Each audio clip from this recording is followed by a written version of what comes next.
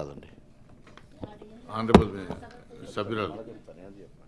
అధ్యక్ష, thank you అధ్యక్ష. పొన్నం ప్రభాకర్ అన్న చాలా నిజాయితీగా మేము మహిళలను మోసం చేసినాం ఎన్నికల ముందు, ఇప్పుడు మాత్రం ఆ పథకం ఇచ్చే ఉద్దేశమే లేదు అని చెప్పి ఖరాఖండిగా కౌన్సిల్ అన్ని రకాల చర్యలు తీసుకుంటా ఉన్నాం.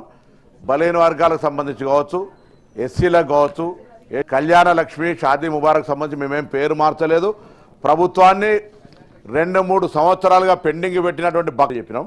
కళ్యాణ లక్ష్మి పథకానికి కళ్యాణమస్తు అనేటువంటి నామకరణం చేసినటువంటి మాట వాస్తవం. కానీ దానికి సంబంధించి కూడా ముందు తప్పకుండా మీరు అటువంటి కోరిన ప్రకారంగా కళ్యాణ లక్ష్మి పేరు కళ్యాణమస్తుగా మిగతా కార్యక్రమాలను అమలు చేసేటువంటి విధంగా ముందుకు పోతాం. తప్పకుండా అమ్మ, ఈరోజు మీరు అడుగుతున్నారు ఎన్ని పైసలు ఇచ్చినారని. ఎస్సీలకు కానీ ఎస్టీలకు బీసీలకు సంబంధించి మొత్తం లెక్క కూడా అందరి దగ్గర ఉన్నది. ఇప్పటివరకు నిధులకు సంబంధించి ఎక్కడ కూడా ఈ పథకం మీరు అన్నట్టుగా బాల్య వివాహాలను నివారించడానికి సంబంధించి కావచ్చు, ఇతరత్ర ఎక్కడైతే గ్రామీణ ప్రాంతాల్లో ఆర్థికంగా వారికి కొంత అందుబాటులో ఉండాలనేటువంటిది పెండింగ్లో ఉన్నటువంటి బకాయిలన్నీ ఇస్తూ ఎప్పటికప్పుడు వాటిని రిలీజ్ చేస్తూ ఆ స్కీముకు సంబంధించి ఎక్కడ కూడా ఆటంకం కలగకుండా, ఆ వివాహాలు చేసుకునే వారికి ఆర్థికంగా ఇబ్బంది ఉండకుండా, గతంలో పెళ్ళై పిల్లలు పుట్టి పిల్లలతోటి చెక్కులు తీసుకొచ్చుకునేటువంటి పరిస్థితి ఉంది అధ్యక్ష.